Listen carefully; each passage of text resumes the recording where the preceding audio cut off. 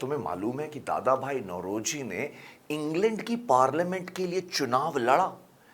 एक बार तो ये हार गए और इनको काफी ज्यादा रेसिज्म का भी सामना करना पड़ा, बट पलट के इन्होंने फिर से चुनाव लड़ा और ये जीत करके ब्रिटिश पार्लियामेंट में बैठने वाले पहले ब्रिटिश इंडियन बने। इनके पहले केवल एक एंग्लो इंडियन बैठे थे, ये ब्रिटिश इंडियन बने जो पार्लियामेंट में बैठे ब्रिटेन की। इनकी कहानी सुनने का आज सही समय है। पूछो क्यों? इसलिए है बेटा कि 30 जून के दिन ही इनकी डेथ हुई थी। 30 जून 1917 को इनका देहांत हुआ था। तो इनकी डेथ एनिवर्सरी को ध्यान में रखते हुए एक बार इनकी बायोग्राफी पे हल्का सा झलक मार के देखते हैं। Look at his contribution, let us. ठीक है, he was a wonderful he was a very successful merchant, बहुत सफल व्यापारी थे। इसके अलावा एक बहुत बड़े विद्वान भी थे। इनकी लेखनी भी बहुत खूबसूरत थी। इनकी किताबों ने भी कहीं ना कहीं हम सबको झकझोर के रख दिया। इन्होंने अपनी राइटिंग से जो नेकेड इंपीरियलिज्म था अंग्रेजों का, वो सबके सामने खोल के रख दिया। कच्चा चिट्ठा की ये देखो, ये है अंग्रेज, इसलिए यहां पर आए हैं। आओ इनके बारे में थोड़ी सी बातें करते हैं और इनको थोड़ा सा जानते हैं। याद रखो कि ये ब्रेव 72 का हिस्सा है। मतलब जो 72 ओरिजिनल डेलीगेट्स थे जिन्होंने कांग्रेस को स्टैब्लिश किया 1885 में, उसमें से एक डेलीगेट ये भी थे। इसके बाद आगे जाकर के ये प्रेसिडेंट बनेंगे कांग्रेस के 3 बार। बहुत कम लोग हैं बच्चों जो कांग्रेस के एक से ज्यादा बार प्रेसिडेंट हुए। ये भाई साहब 3 बार हुए हैं कांग्रेस के प्रेसिडेंट। 1886, 87 के कलकत्ता सेशन में, 1893-94 के लाहौर सेशन में और 1906-07 के कलकत्ता सेशन में। तीनों में ही बेटा ये जो है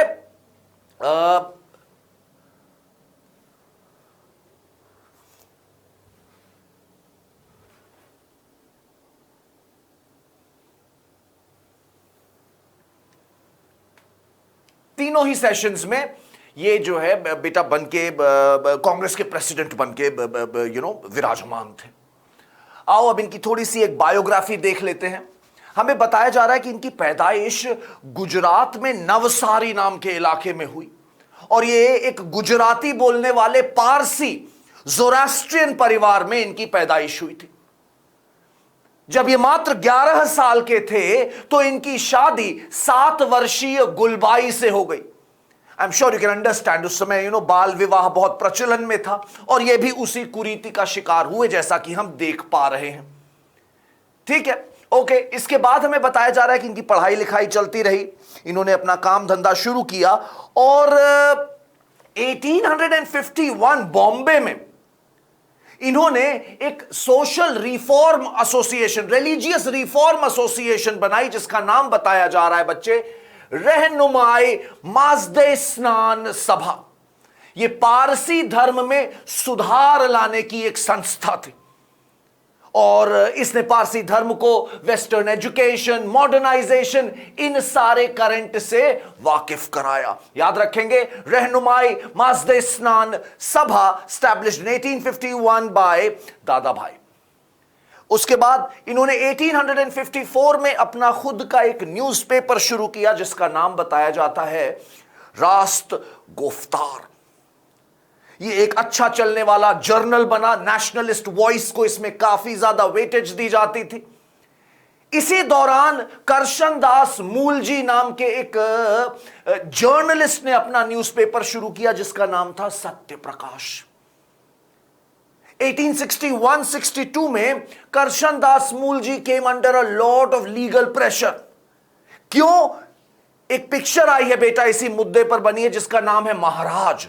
उसमें दिखाया गया है कि कैसे एक पुष्टि मार्ग संप्रदाय के गुरु थे जो धर्म की आड़ में महिलाओं को बहलाते थे, फुसलाते थे, गुमराह करते थे। तो करशन दास मूलजी ने सत्य प्रकाश में उसी के खिलाफ लिखा और वो जो महाराज थे उन्होंने करशन दास मूलजी पर मानहानि का, लिबेल का मुकदमा दायर किया। Karsandas Mulji was under a lot of financial pressure. And that is when Dadabhai Naoroji came into his life, और उन्होंने सत्य प्रकाश को खरीद करके मर्ज कर दिया राष्ट्र गुफ्तार से। तो देखो राष्ट्र गुफ्तार किस तरह से पब्लिश हो रहा था, देख पा रहे हो ना, ऊपर राष्ट्र गुफ्तार लिखा है और नीचे सत्य प्रकाश लिखा है गुजराती स्क्रिप्ट में। तो इस तरह से दादा भाई नौरोजी ने एक टैलेंटेड जर्नलिस्ट के वर्क को खत्म होने से रोक लिया और उसे आगे बढ़ाया, इसलिए भी दादा भाई नौरोजी को याद किया जाता है। इसके बाद दादा भाई नौरोजी बेटा लंदन चले गए और वहां पर जाकर के इन्होंने 1866 में ईस्ट इंडिया एसोसिएशन खोला, और इस ईस्ट इंडिया एसोसिएशन ने बहुत अच्छा काम किया in terms of counter acting the propaganda which was being pushed by organizations such as Ethnological Society of London.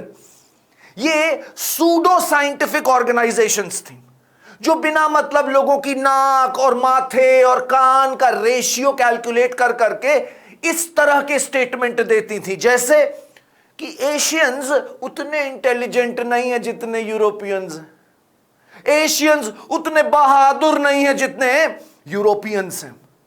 तो इस तरह का जो रेसिस्ट प्रोपेगेंडा पुश कर रही थी एथनोलॉजिकल सोसाइटी ऑफ लंदन, उसके खिलाफ इन्होंने काम किया, लोगों में अवेयरनेस फैलाई इंग्लैंड में कि नहीं भाई ये कोई वैज्ञानिक दृष्टिकोण नहीं है। So he countered the propaganda of such racist organisations. इसके बाद ये भारत वापस आते हैं और भारत में इनके बहुत बड़े एक चाहने वाले पेट्रन सपोर्टर थे जिनका नाम था बेटे सयाजी राव गायकवाड़ द थर्ड। ये बड़ौदा के महाराज थे। तो जब ये भारत वापस आए तो बड़ौदा के महाराज ने इनको अपने वहां दीवान अपॉइंट किया। इस समय इनकी उम्र थी 49 ईयर्स और ये बड़ौदा के दीवान बन के इन्होंने अपना करियर आगे शुरू किया भाई। इस दौरान ये राष्ट्रीय राजनीति में काफी ज्यादा एक्टिव रहे। सुरेंद्र नाथ बैनर्जी जिन्होंने इंडियन नेशनल एसोसिएशन बनाई थी, उनके संग मिलकर के इन्होंने पूरे भारत का टूर किया, लोगों में अवेयरनेस फैलाई। कांग्रेस का क्रिएशन हुआ, मैंने तुम्हें बताया 1885 में कांग्रेस का क्रिएशन हुआ और सेकेंड सेशन जो कलकत्ता में हुआ उसके प्रेसिडेंट बने दादा भाई नौरोजी। इसके बाद ये फिर से इंग्लैंड चले गए, ये वापस इंग्लैंड गए और इंग्लैंड में जाकर के इन्होंने लिबरल पार्टी से इलेक्शन लड़ा। 1886 का इलेक्शन इन्होंने लड़ा। इनके कैंपेन में इनका समर्थन जानते हो किसने किया? फ्लोरेंस नाइटिंगेल, जिन्होंने नर्सिंग प्रोफेशन को स्टैब्लिश किया। She was also a very good statistician. तो फ्लोरेंस नाइटिंगेल बड़ा नाम है बेटा, इनके बारे में थोड़ा सा पढ़ना जरूर। तो फ्लोरेंस नाइटिंगेल ने दादा भाई नौरोजी की कैंपेनिंग में हेल्प करी, बट सैडली ये हार गए चुनाव। दादा भाई चुनाव हार गए। इसके बाद जो ब्रिटेन के प्रधानमंत्री थे, जो कंजर्वेटिव पार्टी के थे, लिबरल के खिलाफ थे, इन्हीं का कैंडिडेट जीता था दादा भाई नौरोजी को हरा के। तो लॉर्ड सैलिसबरी इन्होंने स्टेटमेंट में दिया कि यू नो व्हाट, ब्रिटेन से कोई ब्लैक मैन जीत नहीं सकता है। हम लोग अभी इतना भी इवॉल्व नहीं हुए कि हम ब्रिटेन से किसी ब्लैक आदमी को जीतने देंगे। इनके इस रेसिस्ट रिमार्क का कई लोगों ने बहुत ज्यादा खंडन और क्रिटिसिज्म किया, क्योंकि पहली बात तो यह समझ लो कि भाई ये पारसी हैं, इनसे बड़ा आर्यन कौन होगा? सैलिसबरी से ज्यादा गोरे थे ये और उनको ये काला बोल रहा है, ठीक है। और दूसरी बात, आप इस तरह से कलर के आधार पे किसी को पेंट कर ही नहीं सकते हो। तो सैलिसबरी को काफी क्रिटिसिज्म का सामना करना पड़ा। इन्होंने अपने शब्द भी वापस लिए और उधर इस पूरे कंट्रोवर्सी का फायदा क्या हुआ कि जब 1892 का चुनाव हुआ, फिर से 1892 में इलेक्शंस हुए यूके पार्लियामेंट के, ये फिर से खड़े हुए लिबरल पार्टी से और इस बार जीत गए और जीते केवल 5 वोट से थे। So it must have been a very close call. 5 vote से ये जीत गए। जीतने के बाद इन्हों जो ये हुआ कि भाई आपको शपथ लेनी है, ओथ लेनी है। इनके सामने बाइबल हाजिर करी गई कि भाई बाइबल पे ओथ लीजिए। इन्होंने मना कर दिया कि भाई I am not a Christian, I am a Parsi. तो इनके लिए ज़ेंड अवेस्ता लाई गई। ज़ेंडोवेस्टा जो पारसियों की धार्मिक किताब होती है, उस पे हाथ रख के इन्होंने शपथ लिया और ये पहले British Indian member of parliament बन गए इंग्लैंड के, यूके के। इससे पहले एक और भारतीय हैं, लेकिन वो एंग्लो इंडियन कहे जाते हैं। उनके मां बाप जो थे वो अंग्रेज थे, वो भारत में पले बढ़े थे, तो वो गए। और ये पहले ब्रिटिश इंडियन एमपी बोले जाते हैं जो कि यूके के पार्लियामेंट में बैठे। वहां पहुंचकर, यूके पार्लियामेंट में पहुंच के इन्होंने आयरिश होम रूल इसके सपोर्ट में बोला, साथ ही साथ भारतीयों के दुख दर्द के बारे में लोगों को अवेयर कराया। 1893-94 के लाहौर सेशन में इनको फिर से प्रेसिडेंट बनाया गया। अब तो ये इंटरनेशनल फेम के आदमी बन चुके थे। 1901 में इन्होंने अपनी सबसे फेमस किताब पब्लिश करी, poverty and un British rule in India, जिसमें इन्होंने ड्रेन ऑफ वेल्थ थ्योरी दी। इन्होंने दिखाया कि किस तरह से अंग्रेज क्लेम तो करते हैं कि वो हमारी भलाई के लिए यहां पर हैं, कि वो हमें सिविलाइज करने के लिए आए हैं, दिखाते हैं कि वो बड़े बेनेवोलेंट हैं, बट एक्चुअली में अगर तुम देखोगे तो वो यहां केवल और केवल हमारी वेल्थ को चूस करके थेम्स ले जाने आए हैं।